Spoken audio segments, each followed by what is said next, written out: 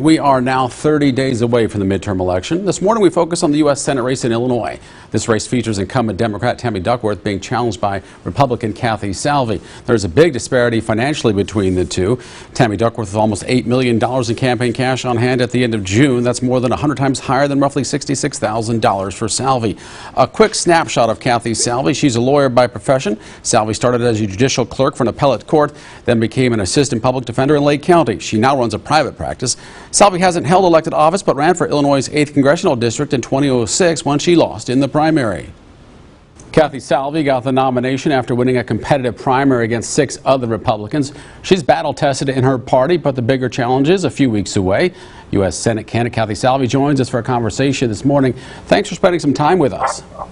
Happy to be with you, Jim. Happy Sunday morning. Absolutely. I know you're aware of the challenges running against Tammy Duckworth. What can you do to overcome the Illinois tradition of being predominantly a blue state and a lack of name recognition for you?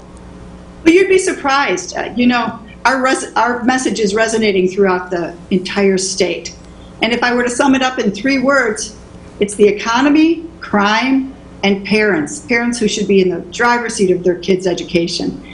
And I'll tell you, this is just a Republican issue. I'm happy to report that I have the unified support of the Republican Party electorate.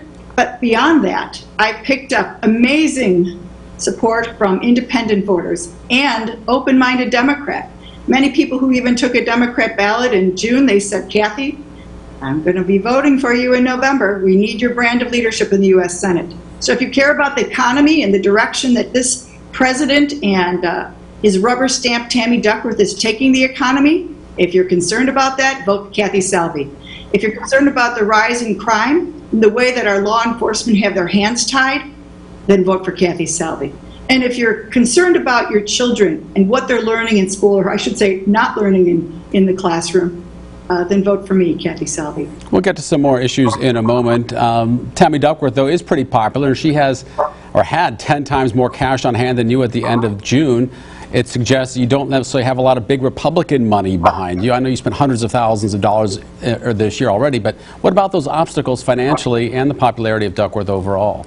You know, this is going to be the surprise race of the nation, and it's going to restore hope in the electorate, because we've seen many races where a bunch of money, you throw money at the wall, but what people are looking for in this race is they want to send a common sense person, battle tested in my life. I've been on the ballot 7 months. I'm a wife, I'm a mom, I'm a grandma. I'm a 5th generation Illinoisan, and I seriously am concerned about the direction of our state and our nation. And that's what's going to elect me, and because we need single party representation in Illinois has been a train wreck. And I figure Tammy Duckworth has had 10 years to prove herself, 4 in Congress, the House, and then 6 in the Senate. And we're worse off because of it, because she supports nearly 100% of the votes coming out of Joe Biden's White House. And this election cycle will be a referendum on the failed leadership Joe Biden has given not only America, but our state. And so I have to tell you, popularity, look at a person's record. I'd be embarrassed to be running for re-election, but wherever I go, people are approaching me and say, Kathy, you got my vote, whether it's Cook County or Pulaski or Hardin County or beautiful Rock Island County where I was a couple weeks ago. I visited the hero statue out in, I was with Sonny Solis and Silvis, and you'd be surprised at the Democrat support, like I said, open-minded Democrats. So we're going to turn some heads. I think it's going to restore faith in it's going to a faith in our government by sending me. And there's one promise I make, Jim. I will be the hardest working U.S. Senator we send to Washington, D.C. Well, let's get to some issues now, because everyone in Illinois and across the country, for that matter, feels the impact of inflation, whether it's gas prices, groceries, clothes, you name it. What would be your priorities to address inflation if elected to the U.S. Senate, or is this the responsibility of the Congress?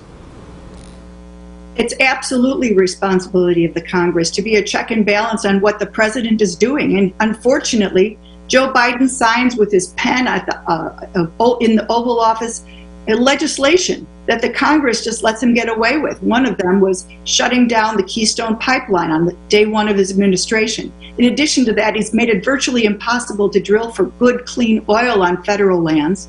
And look what the result of it is. We have our economy is in the tank. 2 last quarters of negative growth, that spells recession. And there's worse days to come in front of us. And that's because this administration and Tammy Duckworth, who is silent on it and who has voted for every piece of legislation that supports this, have waged a war on domestic production of energy. And this is, we were once energy independent, now we're energy dependent. And because the economy is driven by energy and the needs, energy needs, we are in the tank. And the second thing that she did was vote, along with her party, in March of 2021 for the American Recovery Act. That allowed, without one Republican vote, it was passed, and that allowed for the printing of $1.9 trillion of spending. And where's that gone? More money in the system like that has been a train wreck for our economy. And when you have government policies such as those that Biden has written into law and those voted for by this single party Democrat far left Congress, you're going to have, it spells disaster. And that's why we have the inflation that we have today. So what will I do? I will work to make us energy independent again. And I will work to tamp down all the spending and regulation that's coming out of this White House. We'll take a quick break from our conversation. Coming up, what stance the candidate takes on the hot button issue. For the record.